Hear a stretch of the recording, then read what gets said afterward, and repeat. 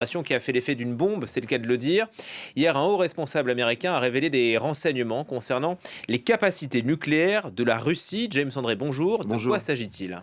Alors écoutez, pour l'instant, on n'en sait pas énormément. Mais en gros, on sait que Mike Turner, donc, qui est un représentant républicain au Congrès et qui est membre de la commission du renseignement, a effectivement parlé publiquement d'une menace sur la sécurité nationale. Très rapidement, on a compris que la menace à laquelle il faisait référence était la possibilité pour les Russes de mettre en orbite une arme nucléaire dont l'objectif serait d'être utilisé comme anti-satellite, c'est-à-dire une capacité de détruire des satellites, notamment américains. En tout cas, c'est ce que craint les États-Unis. Alors, cette menace, qu'est-ce que c'est exactement? Ce qu'il faut savoir, c'est que d'abord, on sait déjà détruire des satellites qui sont en orbite, et les Russes eux-mêmes ont fait un test au mois de novembre 2021, ce qui avait d'ailleurs provoqué le fait que les astronautes à l'intérieur de la station spatiale avaient dû se mettre dans leur véhicule au cas où il pourrait y avoir un problème. Et puis en 2022, Vladimir Poutine lui-même avait menacé de détruire les infrastructures satellitaires civiles qui étaient utilisées dans le cadre de la guerre en Ukraine. Donc là, ce serait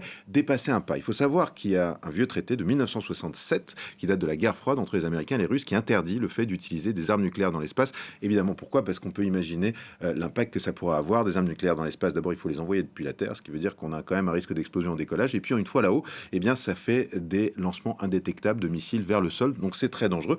Donc, évidemment, des capacités militaires dans l'espace, ça fait peur à tout le monde. Maintenant, la Maison-Blanche, elle, pour l'instant, ne comprend pas pourquoi cette annonce a eu lieu et dit que la menace n'est pas immédiate. Et oui, c'est un républicain qui dévoile de ces informations qui sont quoi, classifiées. Oui. C'est très embarrassant pour les autorités américaines. Est-ce qu'il y a un fond politique là-dedans?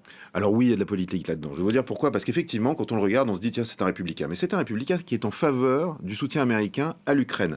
Or, en ce moment, vous le savez, il y a un bras de fer au Congrès américain sur un package de 60 milliards d'aides à l'Ukraine. Eh bien, Mike Turner est fermement en faveur de ce package. Donc, il est possible, malgré tout, que cette annonce vienne à un moment où eh bien, il faut réveiller les consciences quant au risque et à la menace que représente la Russie, y compris pour les Américains sur leur propre sol, ce qui pourrait faire pencher la balance en faveur de ce package d'aide. Donc c'est un petit peu cette impression qu'on a. Maintenant, ce que disent aussi les officiels de la Maison-Blanche, c'est qu'ils ne souhaitaient pas spécialement en parler, mais qu'effectivement, ce problème existe bel et bien, mais qu'ils le surveillent de très très près et que pour l'instant, il n'y a pas de satellite en l'air qui soit capable de faire ce genre de choses. En tout cas, les Russes sont imprévisibles. C'est exactement ce que déteste Poutine, puisque hier, le président russe était appelé à choisir entre Biden et Trump. Eh bien, il dit qu'il préférerait voir réélu l'actuel président Biden, parce que, dit-il, il est plus expérimenté et prévisible. Alors c'est vraiment une mauvaise semaine pour Biden. Après, effectivement, on l'a vu ce rapport qui était sorti où il disait qu'il avait des problèmes de mémoire. Et bien maintenant, c'est le pire soutien possible pour Biden, à savoir celui de Donald Trump. Alors, De Poutine. de Vladimir Poutine. Vladimir Poutine qui dit clairement qu'il a plus peur de Trump que de Biden.